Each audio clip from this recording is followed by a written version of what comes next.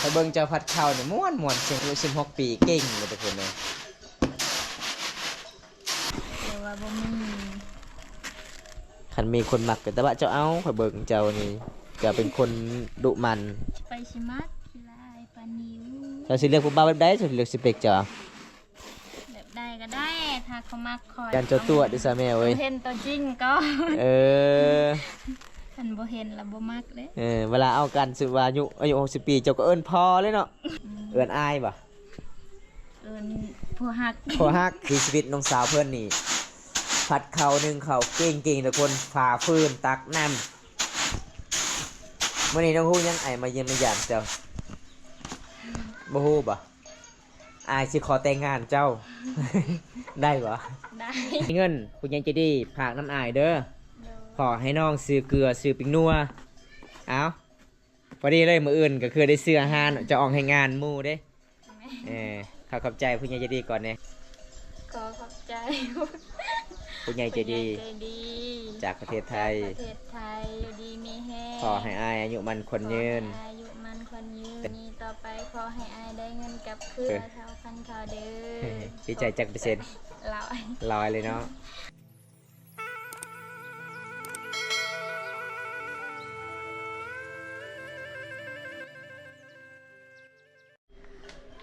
เอาถ้าสบายดีทุกคนสบายดีบรรยากาศยามแรงมื้อนี้ไปเยี่ยมมายามสาวแมว2-3 เทื่อไปเยี่ยมมายามบ่ได้พ่อทุกคนมื้อนี้ก็บังเอิญได้พ่อน้องฮะก็มาแต่หาแต่ส่วนได้บรรยากาศยามแรงทุกคนเดี๋ยวบังตากาสิไปทักทายน้องสาวเพิ่นก่อนป้าเพื่อนน้องมีห้องสีเขาเด้อพี่น้องสบายดีสาวแมวคนงาม สวัสดี ไอ้ยังเจ้าตำข้าวอยู่นี่บ่ อืม เจ้าบ่ได้สิ บ่ เป็นยังก็บ่ได้สิเนาะเพเลย มงสีตาย ตายแล้ว โอ้คันตายแล้วก็คายให้ชาวเวียดนามซะแลกเปลี่ยนกันกระแลมเด้อ อันนี้คือสาวแมวเด้มีเอซีหลายๆคนก็ฮู้จักอยู่หากมาแต่ใส่คือบ่เฮ็ดไอ้มาแต่ต้นเสานะ เอาให้ ออกให้บ่ไปเสียหญ้า แม่น อ๋อไปกับอีเม บ่ไปเอาแฮง ไปเอาให้งานหมู่ อืม โอ้มื้อใดสิออกให้เจ้านะ บ่อื่น มื้ออื่นเนาะได้อาหารยังสิตอนรับแบบหมู่เอาให้งานแบบสิออกให้เจ้ามื้ออื่น ตอนฮับเพชร มักเพชรบ่มีอาหารเนาะ แม่น บ้านเฮามันไกลจากตัวเมือง เบิ่งทุกคนแบบน้องตำเบิ่งพี่น้องสิกินได้บ่ซะแม่เบิ่งอันนี้มันยังหลายเด้น้องเอ้ยนี่ฮะต้องเลือกเองบ่ อืม โอ้ปะเลยบ่ ป้า นี่ทุกคนเลยเพราะว่าน้องก็เมื่อยหาก็มาแต่ให้แต่สวนมันก็สิบ่แลกปานใดเข้ายังนี่เข้าให้เข้าให้เอาวิถีชีวิตน้องสาวเพื่อนนี่ผัดข้าวนึ่งข้าวเก่งๆทุกคนฝ่าฟืนตักน้ำมื้อนี้น้องฮู้ยังไอมาเยี่ยมมาหยามเจ้าบ่ฮู้บ่อายสิขอแต่งงานเจ้า ได้บ่ ได้ โอ้ยยังก็ได้เด้อทุกคนซาเมว่าเด้อ หยอกน้องสาวเพิ่นก่อน มื้อนี้บัมตากะมีผู้ใหญ่ใจดีจากประเทศไทยแล้วก็เห็นน้องสงสารน้องแล้วก็พากเงินในบัมตาขอสวยน้องซื้อสบู่เล็กๆน้อยๆทุกคนเลย 10,000 กีบเด้อซาแมวเด้อสิเอาบ่ เอา 10,000 กีบก็เอาบ่ เอา เออ น้องว่า 10,000 กีบก็เอาทุกคนมื้อนี้ก็คือบัมตากะไปสะพานบุญให้ผู้ใหญ่ใจดีจากประเทศไทยตอนนั้นมาบ้านน้องแล้วว่ามาเฮือนน้องบ่ได้เห็นน้องตลอดเลยเพราะว่าน้องก็เป็นคนที่ขยันหลายเด้อทุกคนแล้วก็เป็นคนที่ดุในหมู่บ้านสาวขยันในหมู่บ้านก็ว่าได้พี่น้องน้องแม่คนนี้อายุ16 ปีเป็นสาวโสดประจำหมู่บ้านแล้วก็มีผู้ใหญ่ใจดีเห็นคลิปน้องฝ่าฟืนบ่น้องก็อิหยังแน่น้องก็ตักน้ำเฮ็ดกินนึ่งข้าวเป่าไฟเก่งก็เลยผู้ใหญ่ใจดีก็ติดต่อทางบำตาสงสารน้องแล้วก็สวยน้องเล็กน้อยทุกคนบำตาก็จัดให้เลยมื้อนี้แต่สาวแมวอีกอย่างหนึ่งเด้อข่อยไปบ้านเจ้าก็คืออายก็สิข้ามห้วยสลอยบ่ได้ได้มีแต่เจ้าไปช่องไปห้ามรถข่อยแล้วจักหน่อย พี่น้องเอ้ยเดี๋ยวบำตาก็สิพัดบุญให้ผู้ใหญ่ใจดีก่อนเอาน้องแมวอันนี้เงินผู้ใหญ่ใจดีฝากน้ำอายเด้อขอให้น้องซื้อเกลือซื้อปิงนัวเอาพอดีเลยมื้ออื่นก็คือได้ซื้ออาหารจะออกให้งานหมู่เด้ แม่ ข ขอบใจผู้ใหญ่ใจดีก่อนเนี่ยก่อนสิพัดเข่า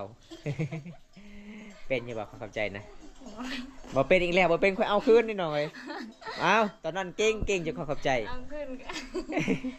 น ขอบใจก่อน ขอขอบใจ ผู้ใหญ่ใจดี ใจดี จากประเทศไทย ประเทศไทย ขอให้อายอยู่ดีมีแห้ง อยู่ดีมีแห้ง ขอให้อายอายุมันคนยืน ขอให้อายุมันคนยืน แต่นี้ต่อไปขอให้อายได้เงินกลับคืน แต่นี้ต่อไปขอให้อายได้เงินกลับคืน ร้อยเท่าพันเท่าเด้อ ร้อยเท่าพันเท่าเด้อ ดีใจจักเปอร์เซ็นต์ ร้อย ลอยเลยเนาะ ตอนนี้ก็คือน้องกับสิพัดเขา นายจังละดอก ดอกไผ่อยู่เฮือนขาดมันแล้ว ฝนตองดงมัน จุดแสดงว่าตอนนี้ก็คืออยู่เฮือนอยู่ศาสตร์บ่มีดอกไฟเลยขาดเบิดพอดีเลยเงินที่ให้น้องซื้อดอกไฟเลยเอาเก็บดีๆน้องเอ้ยเดียวก็มันก็เหี่ยลมพัดหมู่บ้านเจ้านี่แห้งเลยแสดงว่าอันนี้ตำมื้อนี้ก็คือมื้ออื่นก็จะได้กินตอนเช้าบ่นี่บ่ตำตอนแดงนี่คือได้กินตอนเช้ามื้ออื่นทุกคน เบิดนั่นนี่กะบ่มีแล้ว ข้าวบ่มีแล้ว เบิดแล้วเขา เพื่อนเจ้านี่ใหญ่เลยเนาะ ใหญ่ชื่อ ใหญ่ซื่อๆบ่มีหยังได้เงินมาแต่ใส่เดือนใหญ่นะ โอ้โหนั่นมีพ่อบ่ ยังบ่เกิดมา แต่ยังบ่เกิดตอนนั้นก็คือบ้านเฮาก็มีไม้ขยุงเนาะไฟไผ่ก็หาเงินไม้ขยุงแล้วก็เฮ็ดเฮือนได้เงินแล้วก็เฮ็ดเฮือนทุกคน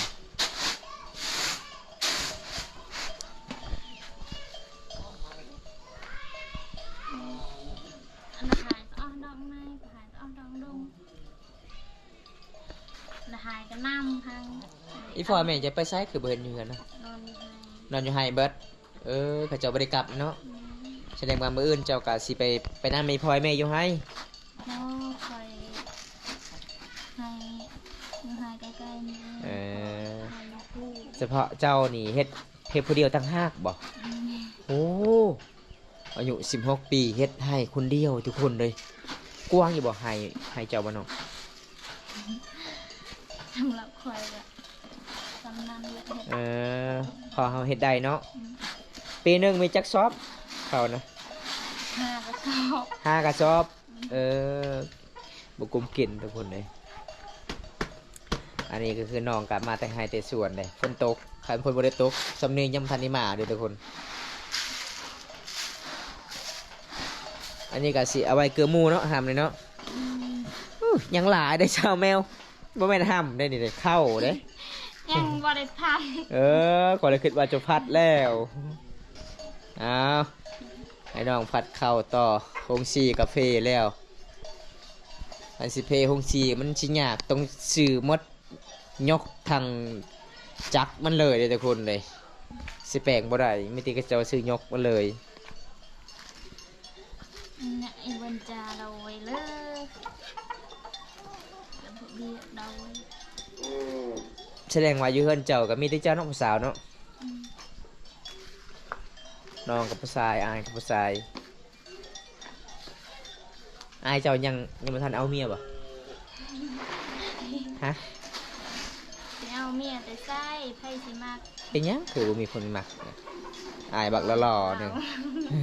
มักเต้นเดียยา เออ ก็เลยไม่มีใครมักลายยังพ่อ ไปตลอดเนาะ อืม โอ้ กันเรียนบ่ตื่นกันคืนบ่นอน โหกลางวันบ่ตื่นกลางคืนบ่นอน เป็นได้เปล่าลาวได้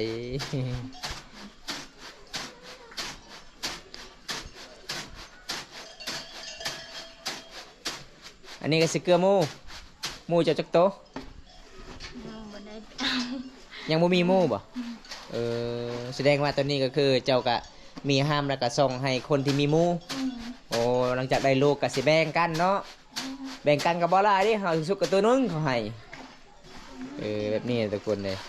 เฮาบ่มีหมูเฮาก็สิเอาห้ามแล้วก็ให้คนที่มีหมูแล้วก็ได้เกิดลูกก็สิมาแบ่งให้ตัวนึงถ้าบ่ได้ลูกก็มีแต่เลี้ยงละๆเลยพี่น้องเอ้ย หมูกับบ่มีไก่กับบ่มี เยือนนะ คอยตายเบิดแล้ว มันถึกฝากเนาะ อื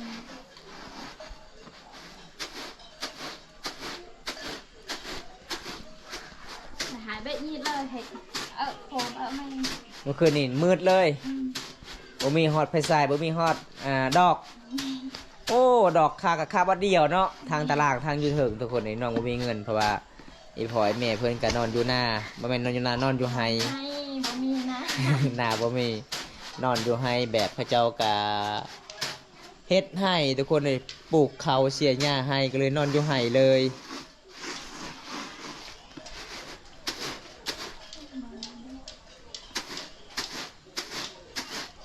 ดอยตาเตียแบบนี้อันนี้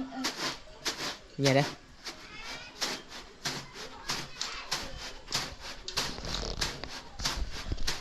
ไปเปาะตวงดอยเลย เป็นโดยบ่แล เรียงไปเอาละออนสักสิ เปิดบ่เปรียกบ่กินยาบ่กินแล้ว no พี่ไอ้ลังกะดอยตา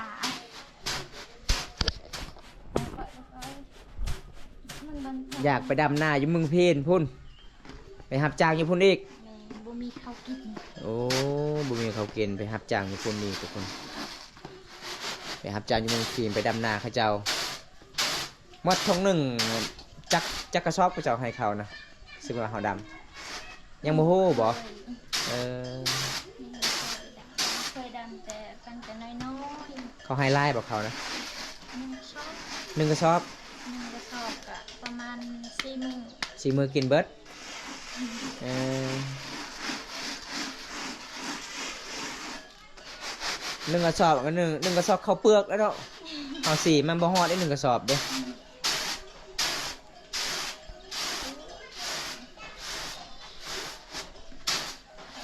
ก็เลยว่าจะไปดำนาเงินอวยคอย เออ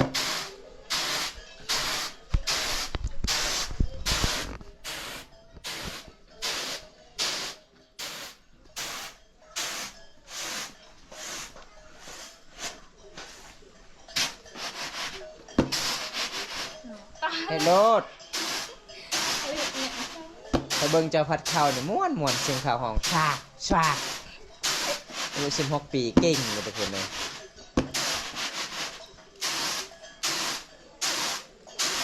นี่บัตรมอกาเป็นไรคือเป็นไร ไทยน้ำอยู่เหรอ การมอเยอะยาง ดังรอเนี่ย มาในพระเจ้านั่นแต่ เย็นไปตุ้ยไปเดินฮัลโหลย ได้ประดาเราในเตอเจ๊หาง ไปเลยไปเดินฮัลโหลตีอยู่ อยู่ใต้นู่นหนูปะตัวนะ แต่ไหลแต่10 โมงค้างเดินฮัลโหล2 ชั่วโมง กูดหางเด้อ เอ๊ะน้องก็เรียบใกล้ เห็ดหายมาดาเรา นี่เท่าน้องกลาง หาย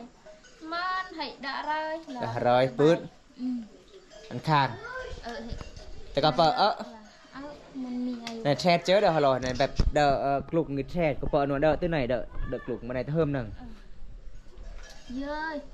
อีกกระเมียนไปหายเอาบ้านเจ๊ดังลอยเกินตู้กับมันเตียนแล้วเบิ้ลแก เบิร์ดนะกะ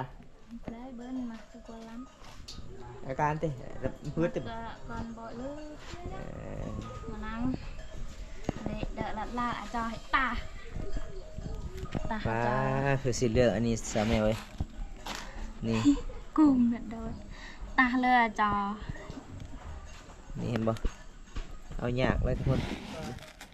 ลึกซอยเนี่ยกูบ่าวเจ้าบ่โอ้กูบ่าวมาจอบอยู่เพื่อนตลอดเลยเนาะเห็นผู้สาวงาม นี่ผู้บ่าวคือเด้อ ผู้ใดนั่นน่ะ ผู้บ่าวแนวเด้อ ผู้บ่าวมาจากบ้านใด บ้านคอย บ้านเจ้าเองมาเล่นอยู่เพื่อนเจ้าเพื่อนเจ้ามีสัญญาณ เรามาเลี้ยงงัว มันแรงงัวก็เลยขึ้นพักผ่อนอยู่เพื่อนเจ้าเนาะใครจะมีผู้บ่าว ยังโสดคือเก่า คันมีก็สิบอกแต่ว่าบ่มี คันมีคนมักก็แต่ว่าเจ้าเอาข่อยเบิ่งเจ้านี่จะเป็นคนดุมันคันเจ้าสิเอาก็เจ้าสิเอาบ่าวล่อๆซ้ำเกาหลีพุ่นแหละ ไปชิมัดสิลายปานิว เจ้าสิเลือกผู้บ่าวแบบใดเจ้าสิเลือกสเปคเจ้า แบบใดก็ได้ ถ้าเขามักคอย เอเล่บ่ ไอลี่ 60 ปีก็เอาได้บ่ เอาได้ โอ้ ยันเจ้าตัวดิซะแม่ แต่ เว้ย ว่าเห็นตัวจริงก็ เออ คันบ่เห็นแล้วบ่มักเด้ เวลาเอากันสิว่าอายุ60 ปีเจ้าก็เอิ้นพอเลยเนาะ พอ กินข้าวเด้อ บ่ได้เอิ้นเล็บผัวนะ เอิ้นพ่อ เอิ้นพ่อโลด โอ้ยไผสิเอิ้นพ่อเป็นผู้ บ่กล้ากันเนาะ เอิ้นอายบ่ เอิ้นผู้ฮัก ผัวฮัก เออ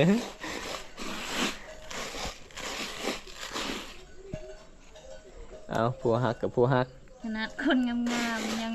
ได้แฟนขี้ลาย เออ โอ้คนขี้ลายคือเฮานี่บ่ฮู้สิจังได๋ ประมาณเจ้าเนี่ยอายุ15 ปีเคยมีบ่เขาจะเอาผัวนะ เคย14ก็มี โอ้เขาดองไล่บ่เขาสาวอยู่14 15นะ บางคนก็ลาย บางคนก็บ่มี บ่มี คุณเจ้ามื้อน่ะจะหน่อย2ล้านกีบ 2,000ก็เอา 2,000ก็พอ 2,000 ดอลลาร์ลายได้สาวแมว 2,000 ดอลลาร์ได้ 2,000กีบเด้อ 2,000กีบบ่ อันนั้นมันข่อยหยอกได้ เออคอยละคิดว่า 2,000 ดอลลาร์โอ้ เจ้าสิแต่งได้บ่ แหม40ปลายลาด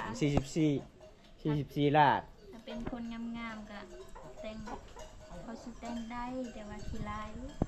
ไปสิมักขนาด 2,000ก็เขาบ่มัก คำว่ามากบ่คันมักฮักกันเนี่ยมัน 2,000 ก้อนบ่หรือว่าจังใด 2,000ก็ได้ เออมันก่อนเนาะจึงเฮาเชื่อใจเด้มีคนฮักคนแพงนี่โอ้ม่วนแล้วเฮ็ดให้เฮ็ดชวนไปใส่ไปนำกันเด้เสียหญ้ากับไปเสียนำกัน อันนั้นมันเข้าเส้นค่อยบ่กลัวแล้วบ่อยากออกให้ บ่อยากเอาให้ นอน เออ ทาน ขี้ขาดแล้วแม่นผู้ใดสิเอาเฮาคันเฮาขี้ขาดน่ะฮะ โอ้พี่กัน ให้เอากะ อยู่เฮือน เป็นเขามากก็เอา เอออันมีคนเอากันขดองบ่แพงแล้วเนาะ บ่แพง 2,000 กีบ เอาขดองแพงยันเขาบ่มัก เออ บ่กล้าเอิ้นแหละ บ่กล้าเว้าแล้วเนาะขดองแพงๆเนาะ เพราะว่าหน้าตาบ่ผ่าน เออสมมุติว่าคันพ่อบ่าวให้พ่อบ่าวมักเฮาเนี่ยคันพ่อบ่าวมาเล่นเฮาสิเว้าได้ให้เขามักเนี่ยขดองบ่แพงเด้อทางนี้เด้อนี่นั่นบ่ แม่นแหละเพิ่นเขาโลด เออ เห็นผู้บ่าวแล้วแค่เอิ้นโลดแต่ว่าได้ยินคอยจังซี่มาเอาคอย ขดองบ่แพงเออเอาอะเไรป็นว่าผู้บ่าวใจดีกะ1,000คอยซื้อขนมก็เอา เออเอาบ่ได้มักอยากมักสาวแมวนี่ขดอง 2,000 กีบเด้อทุกคนไปมั่นโลด เพิ่นว่าคันสิเว้าขดองแพงนี่อย่าบ่มีคนมักเด้ต้องเว้าขดองบ่แพงเด้อทุกคนเด้ตอนนี้น้องสาวเพิ่นก็เป็นคนขยันมอมตาเห็นน้องเป็นคนขยันนั่นเลยพี่น้องทางให้เสียหญ้าสักเข้าให้ขยันแท้เด้อทุกคนน้องก็บ่ได้ยอมรับว่าเป็นคนขยันน้องก็ยังว่าเป็นคนขี้ขลาดขนาดมาติให้ติสวนน้องก็ยังตำเข่าอีกทุกคน ยอมรับเป็นคนขยัน แต่คอยเห็นเจ้าขยันเด้อสาวแมว ยังบ่ฮู้ หนึ่งมานี่คอยเห็นเจ้าตักน้ำนี่เวลามาน้ำเตาเจ้าเต็มเจ้าจะเห็นนักนี่เจ้าก็พาดแล้วแหละใส่ไมคอน ตอนเขาเอาผัวเขาอาจสิแปลงเป็นคนขี้ขลาด ในนั้นอีกบ่ แม่น โอ้ บ่กล้าเว้า เอ้ย บ่คนดุ เอาเป็นว่าถ้าจะได้ผัวนี่เฮ็ดเป็นคนขี้ข้านอีก คนสมัยนี้เปลี่ยนแปลงไว้ โอ้ เอาผัวแล้วก็ให้ผัวเฮ็ดผู้เดียวเวียกหั่นน่ะ เออบัดมีข้าวกินมันผิดกันบัดนี้ ผิดกันถ้าบ่มีข้าวเลยบ่อยากตำข้าวสินอนตลอดให้ผัวตำ ในนั้นบ่ แม่น เอาแสดงว่าเจ้าเป็นเสาองค์ขี้ข้านอีก ให้เงินว่าผัวตำแล้วก็ผัวมาแล้วก็นึ่งแล้วสุกแล้วก็ออกกิน นี่นั่นเนาะ ยังบ่แล้วก็นอน เป็นเสาขี้ข้านอีกได้เพิ่นว่าได้คนขยันมันเว้าหยังมันก็บ่เชื่อดอกสาวแมวเอ้ยเจ้าเป็นคนขยันเจ้าบ่แม่นเรื่องจริงดอกเจ้าเป็นคนขยันแล้วเฮ็ดหยังก็ได้ ผู้ใดเอาเจ้านี่วาสนาบุญลีเป็นคนขยันทั้งคนขี้ข้านนี่ตั้มเข้ากับขี้ข้านเนาะ คือแค่นั้นแหละหยิกเขาดำสำนีใครสิกินได้แต่ว่าคอยขี้คร้านสำนีก็กินได้แล้ว กินโลดเนาะเอาตอนนี้ก็คือน้องสาวเพิ่นก็สิได้ขึ้นบ้านเลยทุกคนเลย บอมตาก็สิได้ปิดคลิปไว้สำนี้ก่อนมื้อนี้ก็บ่มีหยังหลายมาเยี่ยมมายามน้องสาวเพิ่นน้องก็เป็นคนตลกแน่เป็นคนหยอกแน่ทุกคน คำบ่ได้หยอกก็บ่ได้หัวคำบ่เอาผัวก็บ่มีแฟนทุกคนเลยต้องเอาผัวจึงมีแฟนเนาะ เอาซะแม่ไอ้ายเขากลับกันเด้อน้องเด้อโอกาสหน้าไอ้ายก็มาเยี่ยมมายามกันใหม่เอาไปขึ้นเอาไว้รถหำเจ้านะ มีหมู บ่มีหมู่อีกบ่เอาทุกคนบอมตาก็สิได้ปิดคลิปไว้สำนี้ก่อนเด้อทุกคนเด้อมื้อนี้ก็ขอบคุณหลายๆผู้ใหญ่ใจดีจากประเทศไทยบอมตากับไปสะพานบุญให้ไปมอบในมือน้องๆแล้วทุกคนเด้น้องห้ากะมาแต่ให้แต่ส่วนบอมตามาหมู่บ้านน้องก็เกือบประมาณ3-4 เทื่อทุกคนบางเทื่อกับบอมตาถ่ายคลิปบางเทื่อบอมตาก็บ่ได้ถ่ายเพราะว่าไปเยี่ยมไปยามน้องแล้วก็สงสารน้องน้องเป็นคนขยันและเป็นคนสู้ชีวิตในหมู่บ้านแล้วก็เฮือนหลังนี้ก็มีน้องคนเดียวเป็นผู้หญิงทุกคนเป็นลูกสาวเดี่ยวทุกคนเอาคลิปหน้าพบกันใหม่พี่น้องขอกล่าวคำว่าสวัสดีครับผมไปกันเด้อ